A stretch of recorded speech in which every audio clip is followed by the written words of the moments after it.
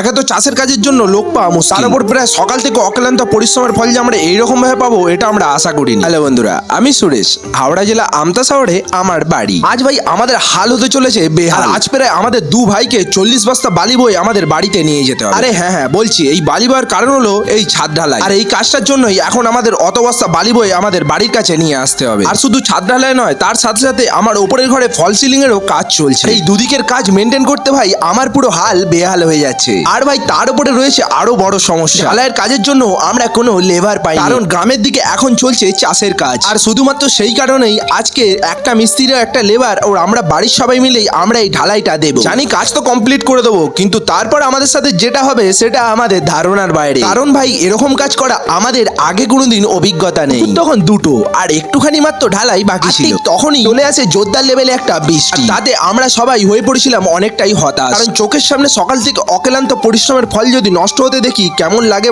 বড় একটা প্লাস্টিক দিয়ে ঢেকে রাখার কারণে আমাদের ঢালাইয়ের সেরকম কিছু ক্ষতি হয়নি। আর বৃষ্টি থামার পরে আমরা ওইটুকু ঢালাই দিয়েও কমপ্লিট করি।